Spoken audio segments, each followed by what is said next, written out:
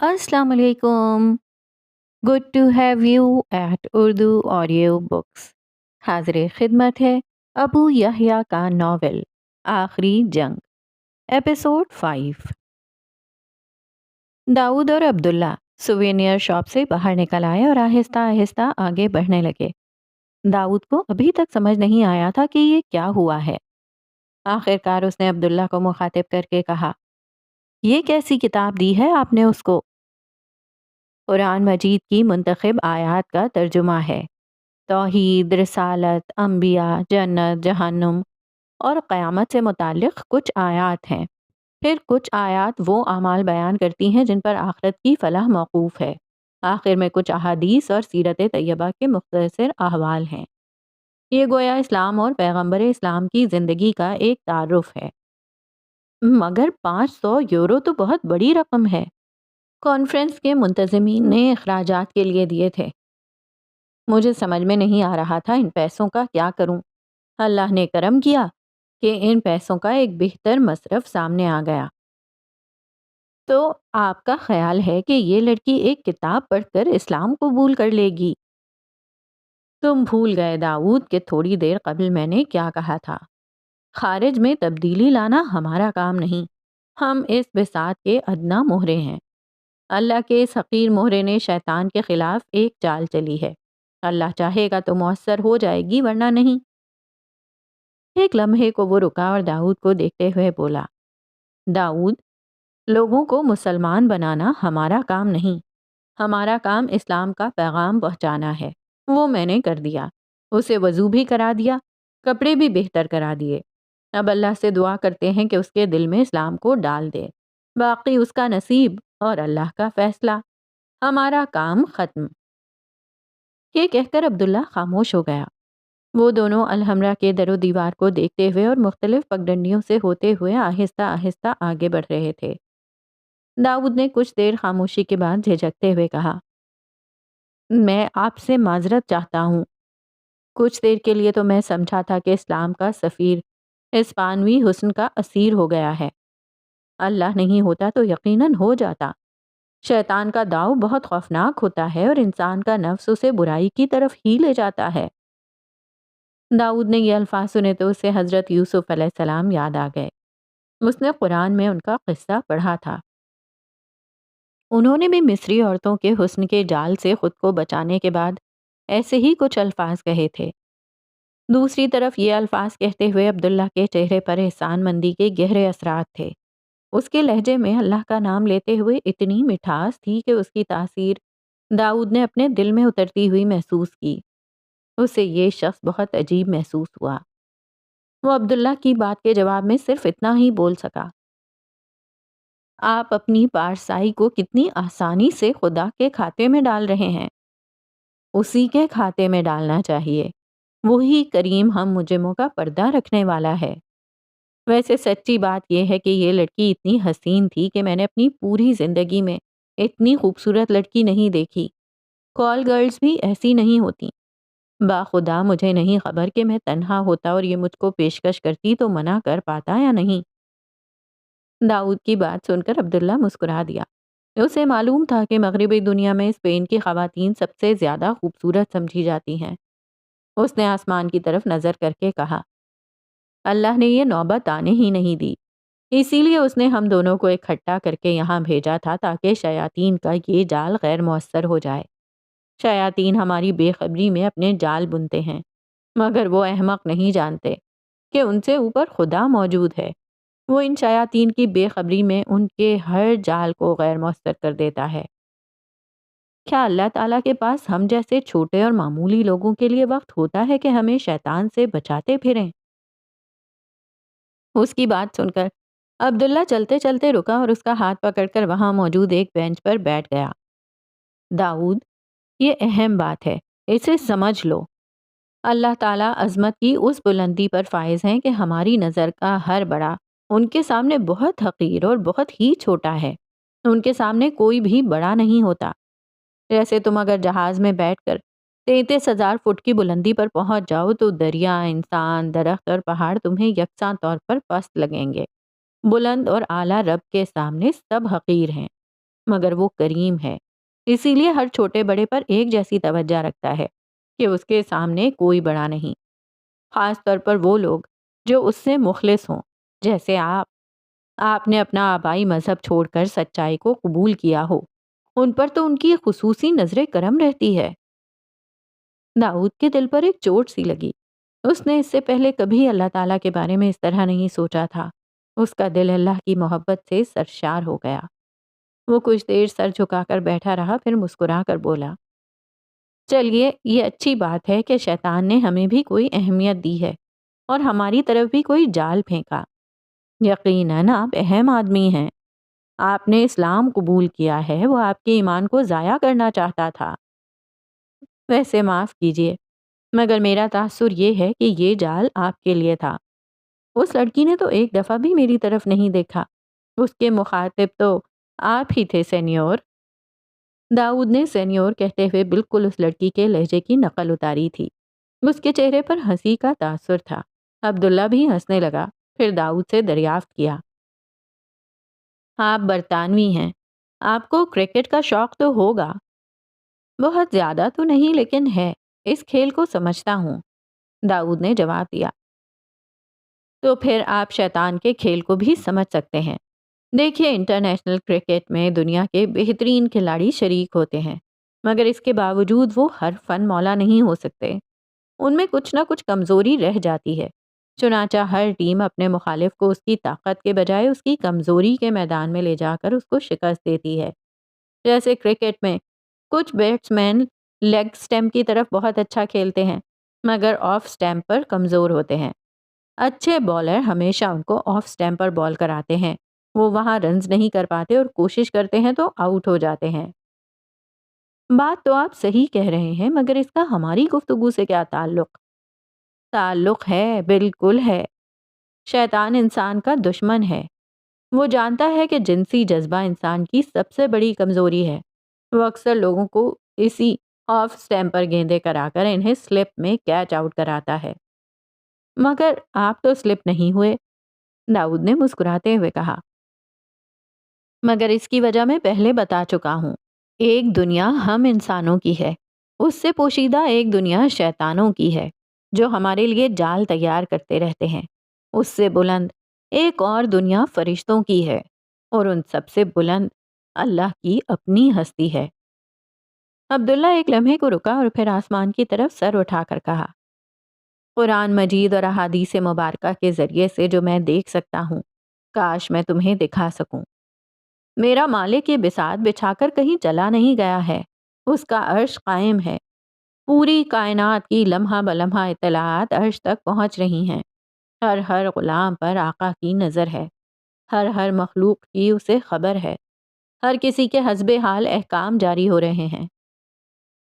کیا یہاں ہر جگہ فرشتے موجود ہیں؟ داؤد نے قدر تعجب سے پوچھا تو عبداللہ نے کہا، ہر جگہ موجود ہیں، ہر لمحہ نگرانی کر رہے ہیں، ہر لمحے کی اطلاع اسے دیتے ہیں اور ہر لمحہ اس کا فیصلہ نافذ کر رہے ہوتے ہیں۔ گرچہ خدا کی یہ دنیا انسان اور شیاطین دونوں سے پوشیدہ کر دی گئی ہے، مگر انسان اور شیاطین کی جنگ پر اس کی خصوصی نظر رہتی ہے۔ وہ جانتا ہے کہ انسان بہت کمزور ہے اور شیاطین اس پر چھپ کر وار کریں گے تو وہ ان کا مقابلہ نہیں کر پائے گا۔ چنانچہ جو لوگ اللہ کی یاد میں جیتے ہیں تو پھر پروردگار اپنی تدبیر کرتا ہے۔ اس تدبیر میں کبھی وہ فرشتوں کو استعمال کرتا ہے اور کبھی انسانوں کو، مگر اس کے نتیجے میں شیطان کی ہر تدبیر آخر کار الٹی اس کے گلے پڑ جاتی ہے۔ عبداللہ کے خاموش ہوتے ہی داؤد نے کہا، اور اس وقت اس کی تدبیر یہ تھی کہ اللہ نے مجھے آپ کے ساتھ کر دیا تاکہ آپ کے دل میں کوئی برا خیال نہ آئے، کیونکہ اللہ کو پہلے سے پتا تھا کہ وہ لڑکی یہاں آپ کو ملے گی۔ پھر وہ ایک لمحے کو رکا اور غور سے عبداللہ کو دیکھتے ہوئے کہا، میرا خیال نہیں ہے کہ آپ تنہا ہوتے تب بھی آپ کا رویہ کچھ مختلف ہوتا۔ سچ بتائیے کہ آپ تنہا ہوتے تو آپ کیا کرتے؟ یہ تو صرف اللہ ہی بہتر جانتا ہے کہ میں کیا کرتا، مگر مجھے اللہ سے حسن ظن ہے کہ وہ مجھے بھٹکنے نہیں دیتے، کیونکہ جس وقت وہ لڑکی مجھ سے مخاطب ہوئی اور اپنی خدمات پیش کیں تو میرے دل میں پہلا خیال یہ آیا تھا کہ اس تک اسلام کی دعوت کیسے پہنچائی جائے۔ پھر وہ خود ہی ہنستے ہوئے بولا، ایسی لڑکی کو دیکھ کر یہ خیال صرف فرشتہ ہی دل میں ڈال سکتا ہے۔ اتنا غیر فطری اور غیر مردانہ خیال کبھی کسی انسان کو نہیں آ سکتا۔ عبداللہ کی بات پر داؤد نے زور کا قہقہا لگایا اور کہا، اچھا، تو آپ اس کی بات سن کر اتنی دیر جو خاموش رہے تھے تو یہ سوچ رہے تھے؟ میں سمجھا تھا کہ آپ میرے ساتھ ہونے پر پچھتا رہے ہیں اور مجھے بھگانے کا طریقہ سوچ رہے ہیں۔ پھر وہ چونک کر بولا، یہ سب چھوڑیں، وقت ختم ہو رہا ہے، ہمیں تو الحمرا کا باقی حصہ بھی دیکھنا ہے۔ عبداللہ اور داؤد الحمرا کے مختلف حصے دیکھ رہے تھے۔ داؤد اپنے پیشہ ورانہ پس منظر اور الحمرا میں کئی دفعہ پہلے بھی آنے کی بنا پر عبداللہ کے لیے بہترین گائیڈ ثابت ہو رہا تھا۔ اس کی رہنمائی میں عبداللہ نے نہ صرف قلعے کے تمام حصے مختصر وقت میں دیکھ لیے، بلکہ بہت سی ایسی تاریخی معلومات جو اس کے پاس نہیں تھیں، داؤد کے ذریعے سے اسے مل رہی تھیں۔ وہ دونوں چلتے چلتے تھک گئے تو سرو کے بلند و بالا درختوں کے نیچے بہتے فواروں کے پاس پڑی ایک بینچ پر بیٹھ گئے۔ الحمرا پر نظر ڈالتے ہوئے داؤد نے عبداللہ کو بتایا، مسلمانوں کے اخراج کے بعد ایک زمانے تک اسپین کے متعصب عیسائیوں نے الحمرا کو نظر انداز کیے رکھا۔ پھر اس کے بعد ایک امریکی مصنف نے 19ویں صدی میں الحمرا پر کچھ کہانیاں لکھی جن کو بہت مقبولیت ملی، جس کے بعد اس پر توجہ دی گئی اور اب اقوام متحدہ نے اسے ایک شاہکار ثقافتی ورثہ قرار دے دیا ہے۔ یہ اسپین کا سب سے بڑا سیاحتی مرکز ہے، جسے دیکھنے سالانہ 20 لاکھ سے زیادہ سیاح آتے ہیں، مگر وہی دیکھ کر نہیں جاتے جو سبق یہاں پر سب سے زیادہ نمایاں طور پر لکھا ہوا ہے۔ عبداللہ نے دھیرے سے تبصرہ کیا۔ الحمرا کو دیکھنے کے بعد عبداللہ بہت کھویا کھویا سا لگ رہا تھا۔ داؤد کو خیال ہوا کہ عبداللہ اسی عربی عبارت کی بات کر رہا ہے جس پر کچھ دیر پہلے گفتگو ہوئی تھی، یعنی لا غالب الا اللہ۔ ہاں، آپ صحیح کہہ رہے ہیں، بیشتر لوگوں کو عربی نہیں آتی، اسی لیے وہ لا غالب الا اللہ کا مطلب نہیں سمجھ پاتے۔ میں اس کے لفظی مطلب کی بات نہیں کر رہا، عبداللہ نے بدستور کھوئے ہوئے انداز میں کہا۔ پھر داؤد کی آنکھوں میں سوال تھا۔ تم جانتے ہو کہ میں خاص طور پر الحمرا کیوں آیا ہوں؟ ظاہر ہے کہ غرناطہ آ کر بھی اگر الحمرا جیسے شاہکار کو نہ دیکھا تو کیا کمال کیا۔ بے شک یہ ٹھیک ہے، مگر میں صرف الحمرا کو دیکھنے کے لیے نہیں آیا، وہ تحریر پڑھنے آیا ہوں جو اللہ تعالیٰ نے یہاں پر نقش کی ہے۔ داؤد کی سمجھ میں نہ آیا، مگر کچھ پوچھنے کے بجائے اس نے خاموش رہنا مناسب سمجھا۔ وہ انتظار کرنے لگا کہ عبداللہ نے اپنی بصیرت سے جو کچھ دیکھا ہے اس کو بھی دکھائے۔ نبیہہ کے فون کی گھنٹی بجی۔ اس نے نمبر دیکھا، اس کی ماں سمینہ کا فون تھا۔ ہیلو، کیسی ہیں امی؟ تمہاری بلا سے، میں کیسی ہوں؟ تم نے تو پلٹ کر پوچھا ہی نہیں کہ میں زندہ ہوں یا مر گئی۔ امی، میں نے کل آپ کو فون کیا تھا، کیا اس سارا نے آپ کو نہیں بتایا تھا؟ ارے بتایا تھا، مگر میں اس وقت نہا رہی تھی، مگر مجھے ایک ملنے والی کے ہاں جانا تھا، پھر میں بھول گئی تھی، مگر تم تو دوبارہ فون کر لیتی۔ امی، میں مصروف ہو گئی تھی۔ پھر اس سارا نے بلا وجہ فون پر ایسی بات کہی کہ دل خراب ہو گیا۔ کیا کہا اس نے؟ کہنا کیا تھا، میرے اور خالد کے معاملے میں بلا وجہ دخل دے رہی تھی۔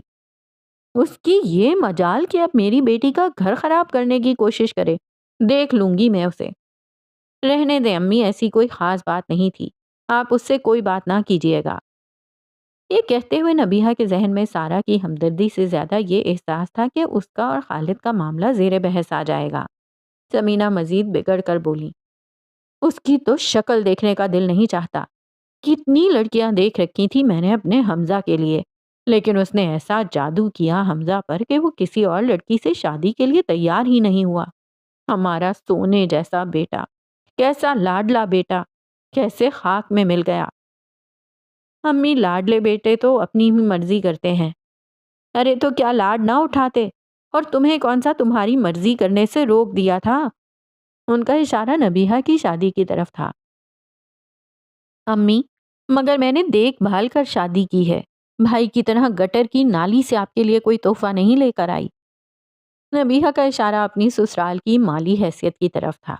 اس کی ماں اس کی سنی انسنی کرتے ہوئے بولی، گٹر کی اس پرورش کو تو میں واپس گٹر میں پہنچا کر دم لوں گی۔ ان کا چہرہ غصے سے تمتما رہا تھا۔ امی یہ کرنا تھا تو شادی ہی نہیں کرنے دیتی بھائی کو۔ نبیہا کی آواز میں جھنجھلاہٹ تھی۔ ارے اس وقت تمہارے ابا کی اپنے بھائی اور بھتیجی سے محبت جاگ اٹھی تھی، وہ ذرا بھی میرا ساتھ دیتے تو میں یہ رشتہ ہونے ہی نہیں دیتی، مگر اب میرا راستہ کوئی نہیں روک سکتا، اسے طلاق دلوا کر ہی دم لوں گی۔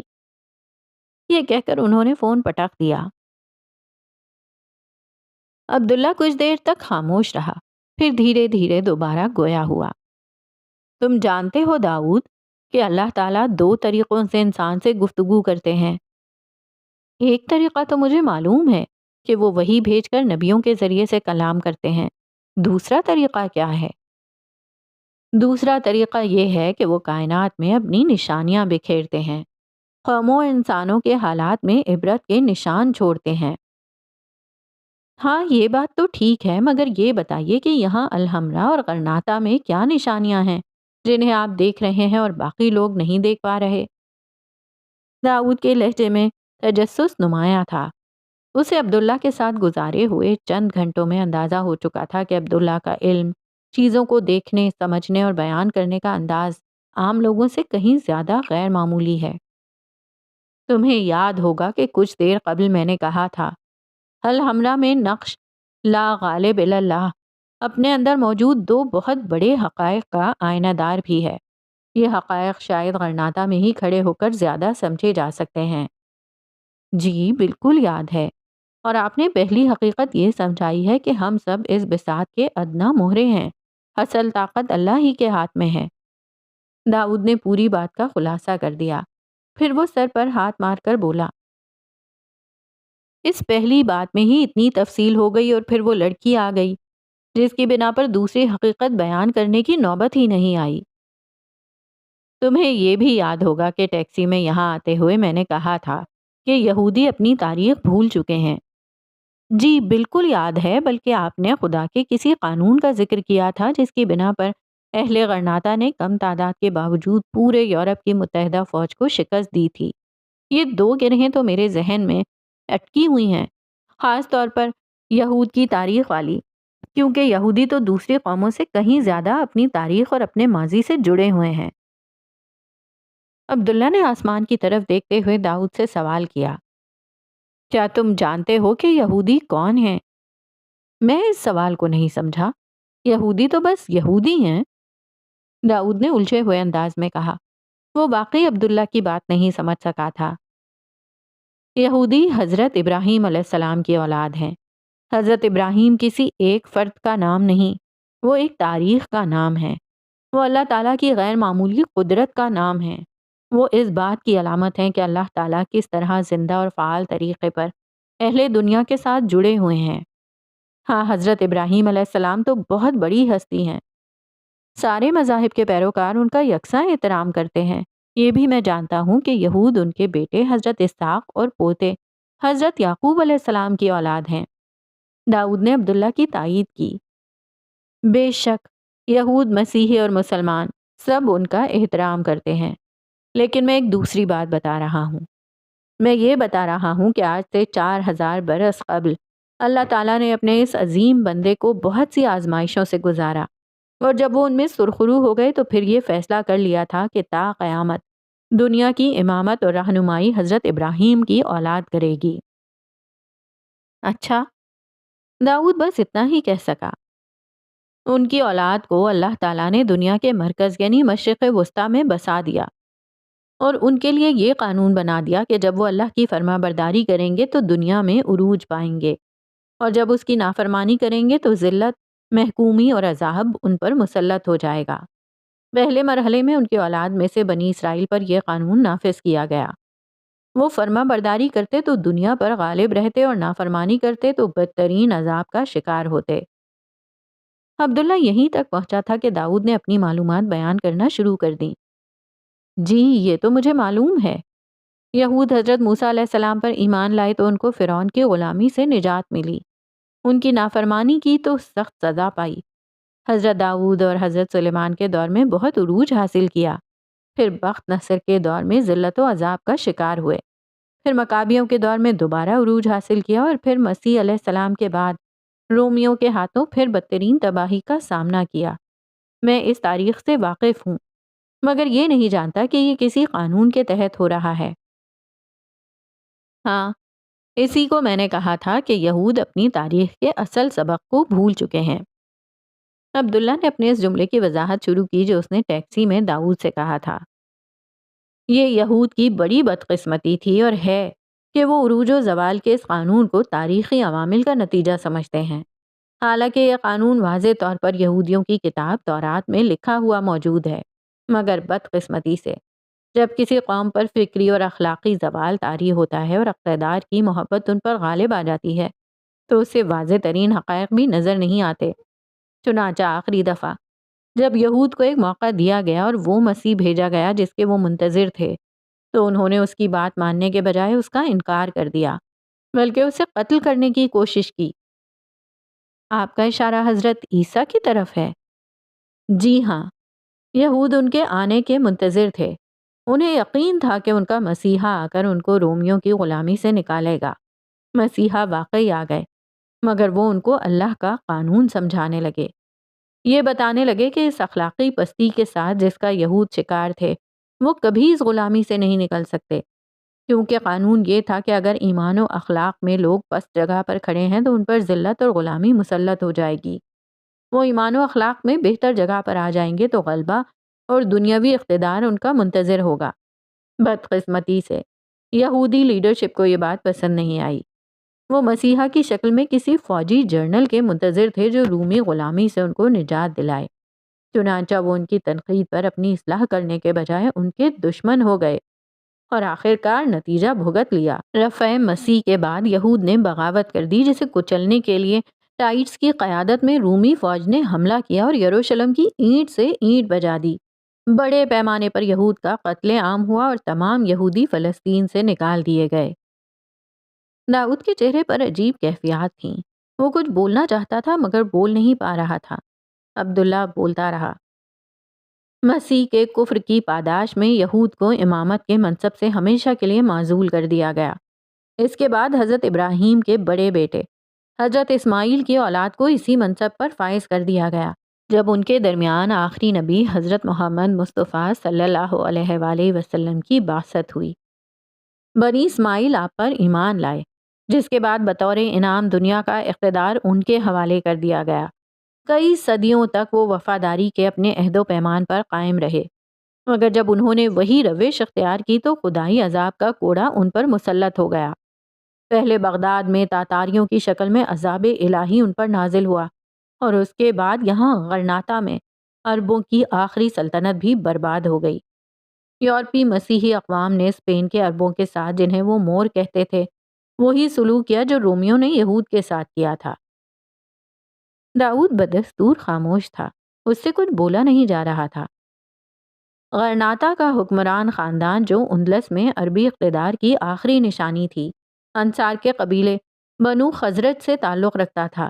ان کا اقتدار معجزانہ طریقے پر 250 برس کے طویل عرصے تک قائم رہا، اس لیے کہ وہ لا غالب الا اللہ کے علم بردار تھے۔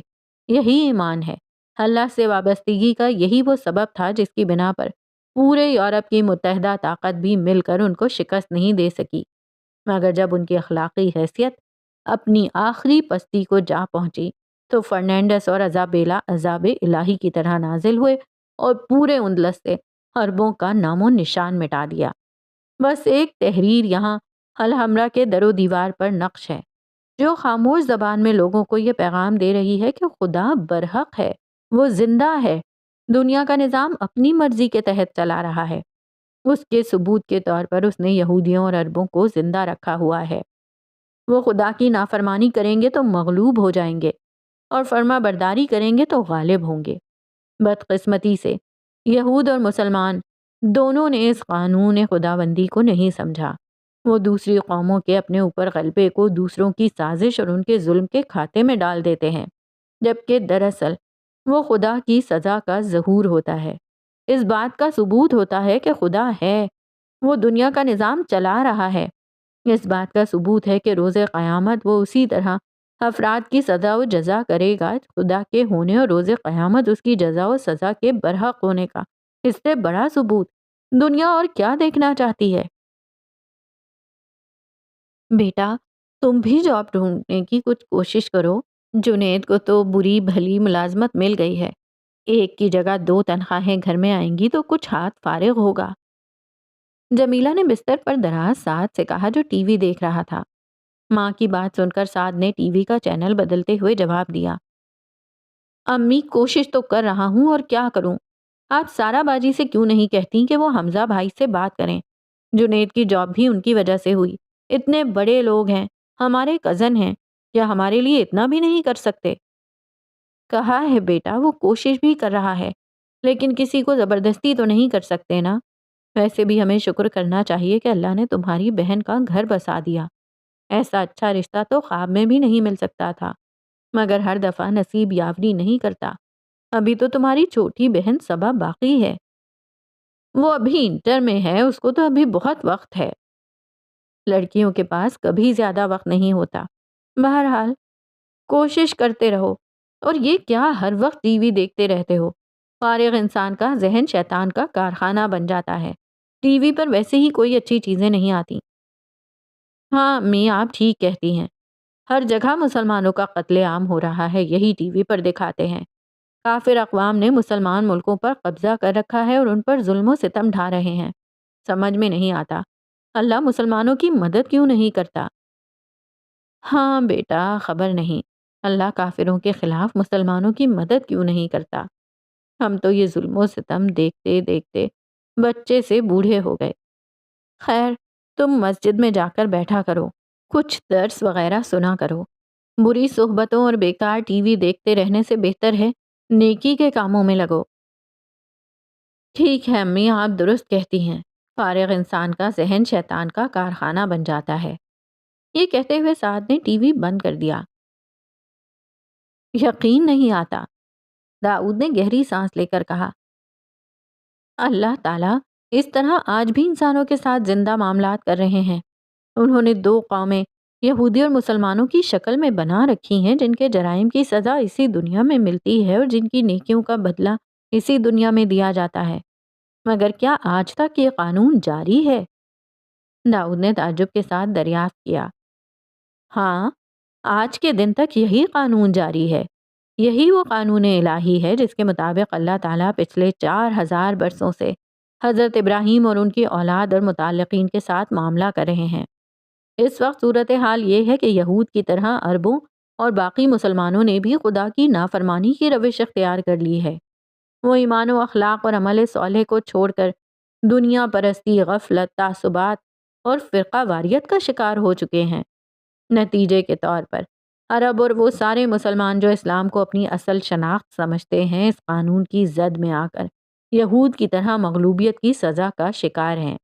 اس وقت اللہ نے ایک تیسری قوم یعنی مسیحیوں کو یہود پر بھی غلبہ دے دیا ہے اور مسلمان بھی ان کے غلبے کے نیچے زندگی گزارنے پر مجبور ہیں۔ جب تک یہود اسلام قبول نہیں کر لیتے اور مسلمان نبی آخر الزماں کی لائی ہوئی ایمان و اخلاق کی دعوت قبول نہیں کرتے، یہی مغلوبیت ان کا مقدر ہے۔ یہ کتنا بھی زور لگا لیں، یہ کتنا بھی شور مچا لیں، یہ کچھ بھی کر لیں، اللہ کا قانون نہیں بدلے گا۔ خوف، بدامنی، معاشی تنگ دستی ان کا مقدر رہے گی۔ آپ نے بالکل درست کہا، اسلام لانے کے بعد میری بعض مسلمانوں سے بات ہوئی، وہ نادان یہ سمجھتے ہیں کہ دنیا میں ہر چیز یہودی کنٹرول کرتے ہیں، جبکہ حقیقت اس کے برعکس ہے۔ میں تو عرصے تک یہودی رہا ہوں اور جانتا ہوں کہ یہودی اپنی زندگی کس خوف میں گزارتے ہیں۔ اسرائیل کو اپنے قیام سے لے کر آج کے دن تک پڑوسیوں کے حملے کا خوف رہتا ہے۔ ہر یہودی ہر وقت حالت جنگ میں رہتا ہے، جنگ اور موت کے خوف سے اس کے اعصاب تنے رہتے ہیں۔ یہ ایک مستقل عذاب ہے۔ عبداللہ نے اس کی بات کی تائید کی اور اس میں مزید اضافہ کرتے ہوئے کہا، ہاں یہی اصل حقیقت ہے۔ لوگ دراصل بین الاقوامی سیاست کو پوری طرح نہیں سمجھتے۔ مغرب کے سفید فام یہود کو استعمال کر کے عربوں کو کنٹرول کر رہے ہیں، ان کی معیشت اور وسائل کو اپنے مفادات کے لیے استعمال کر رہے ہیں۔ اس کے بدلے میں انہوں نے یہودیوں کو فلسطین میں ایک وطن دے دیا ہے اور اپنے ملکوں میں پنپنے اور آزادانہ کام کرنے کا ایک موقع دے دیا ہے۔ جس روز یہودی انہیں بے قابو ہوتے ہوئے نظر آئے، اس روز مغرب میں دوبارہ ایک ہٹلر پیدا ہوگا اور پھر لاکھوں یہودی قتل کر دیے جائیں گے۔ موجودہ صورتحال یہودیوں کے لیے دو عذابوں کے بیچ میں آنے والا ایک وقفہ ہے اور کچھ نہیں۔ یہ وقفے تو پہلے بھی تاریخ میں کئی دفعہ آئے ہیں، اس سے اللہ کا قانون نہیں بدلتا۔ قرآن مجید نے واضح طور پر یہ فیصلہ سنا دیا ہے کہ یہود کو دو قسم کی سزائیں دی گئی ہیں۔ ایک مستقل سزا جو کہ ذلت، مسکنت اور مغلوبیت کی سزا ہے، اور دوسری یہ کہ اللہ تعالیٰ قیامت تک وقفے وقفے سے ان پر ایسے لوگ مسلط کرتے رہیں گے جو ان کو دردناک عذاب دیں گے۔ ہاں، ایک یہودی پس منظر کی بنا پر مجھ سے بڑھ کر یہ کون جان سکتا ہے کہ یہود کے ساتھ یہ سب کچھ ہوتا آیا ہے؟ داؤد نے اپنی تاریخ کو سامنے رکھتے ہوئے کہا۔